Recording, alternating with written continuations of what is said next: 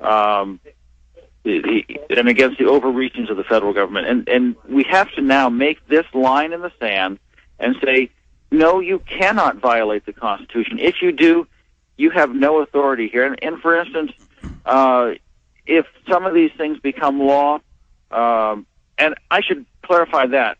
Think of things like H.R. 45, which is the federal gun license bill. Notice I said H.R., not H.B.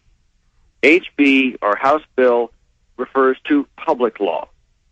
H.R. refers to a resolution which is defined as a communication and constitutes private law.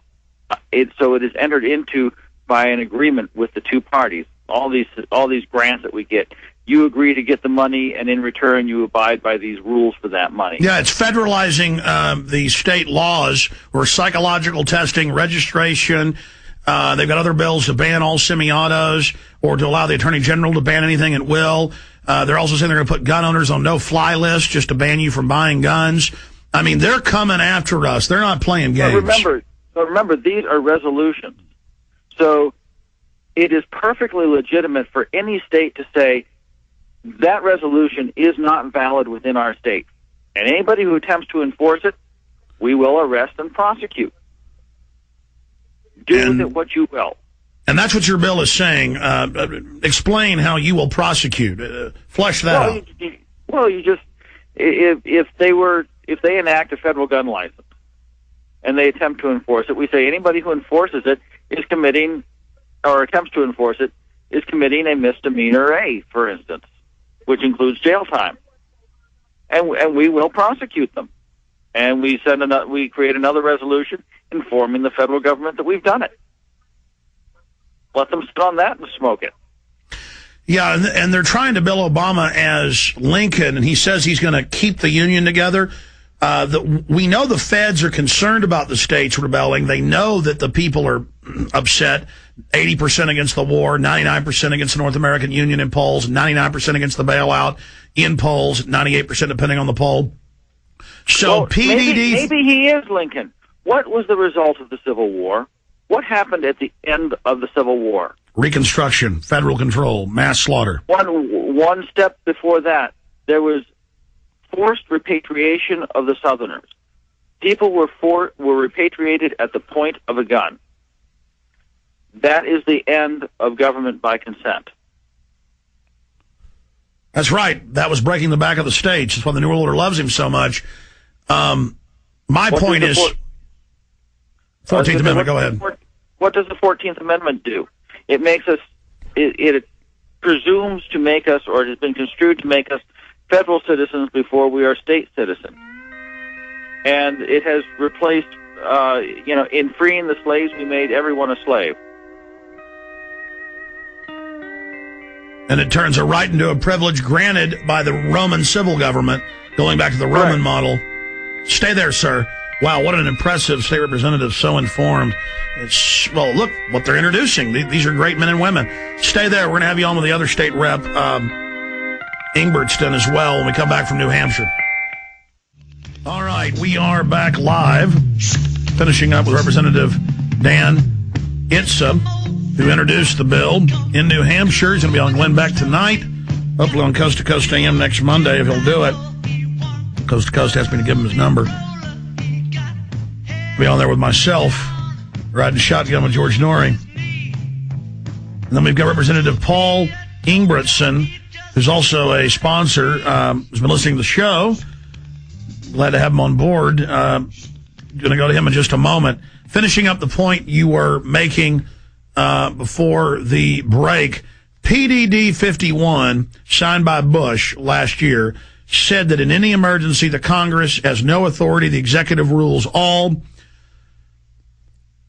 In the John Warner Defense Authorization Act, it states that they are preparing to engage the states, the American people, and now the Army War College has announced, and it's a Defense Department statement, 4 months old. It's been all over the news, 20,000 combat troops. And it says the governors will serve at the pleasure of the president. The state guards are being brought unto the federal government. And that if the president so chooses, the governor will serve as a dual-hatted federal officer. I mean, this is blasphemy to the 10th Amendment. This is exactly what they did with Lincoln after the Civil War, during Reconstruction, putting in puppet governors. It's what the British did that caused 1775 and 6. So I've set the table with that, sir. Can you, in your own words, A, are you aware of all those nightmares? And B, if not, I hope you research it fast before you go on Glenn Beck, because it's real. Knowing that, what does that say? No. Though it doesn't surprise me, I guess one of the greatest travesties and mistakes we ever made was to change the title of our chief executive from president to governor in 1792, because that would have made the duality more apparent. Unfortunately, at that time, we foolishly put our trust in the federal government. So, and it's surprising that we did, because we were actually very, very temerarious about ratifying the Constitution. We were the ninth one to do so, and it almost didn't pass in New Hampshire. It actually, the area that I represent was anti-federalist. Well, let me, because you're so informed on the other issues, more informed than I'm sure, and many. Let me just give you Presidential Decision Directive 51, John Warner Defense Authorization Act of 2007, passed concurrently each year in the defense budget. And then, I'm sure you heard about the 20,000 combat troops and I'm aware of that one. But, the idea that anybody could declare that the executive is superior to the legislature is patently unconstitutional. There's a reason why, there's so much devoted to the legislature in Article 1, a lesser amount to the executive in Article 2, and a scant amount to the judiciary in Article 3. It's because the legislature is the supreme branch of government. That's right. First, they lied to us in the last 100 years and said they were co-equal, but I've read the Anti-Federalist and Federalist papers. The legislature, because it comprises the greatest number of separated powers derived from the people and is the hardest to take over with the tyranny, it is supreme. But instead, absolutely, PDD 51 says you ain't nothing. It's the president. Well, and that's a lie. I mean, and you don't have to adhere or recognize or reverence a lie. I mean, we have the judicial decision that has given the judiciary supremacy is actually a New Hampshire judicial decision from 1819.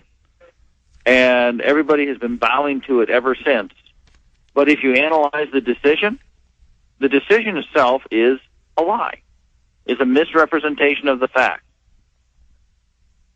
Sir, is the federal government Representative, is the federal government completely morally bankrupt now and illegitimate? I don't know that I would go that far. I mean, is the federal government itself fundamentally illegitimate? No. Are many of its acts illegitimate? Yes. I mean, you have to separate the two. It's like separating, the sin from the sinner. There is a constitution to which we agreed that establishes a general government for purposes of external affairs and mediation between the states. I mean, and that's its purpose. But Representative, that is the meat of the issue.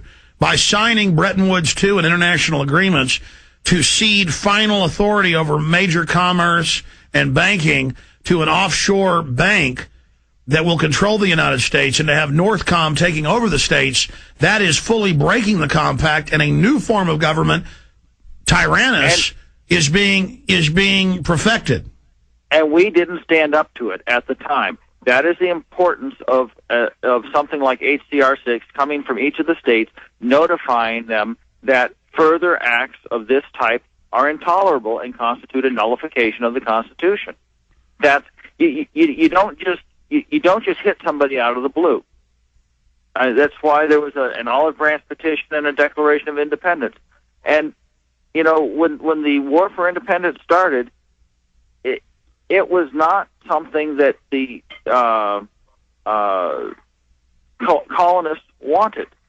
If you look at New Hampshire's first constitution in 1770, January of 76, prior to the Declaration of Independence, it was established because the governor quit the state.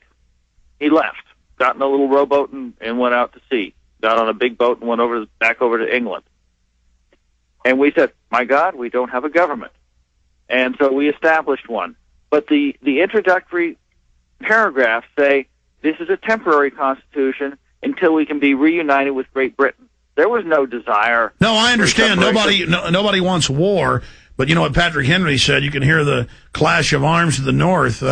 Why stand we here idle? I agree. To avert physical confrontation, we need to get the word out, though, that great tyranny is upon us. I want to be fair to the next state representative. Stay there, though, sir, and comment on what absolutely he has to say. We're compatriots. We're buddies.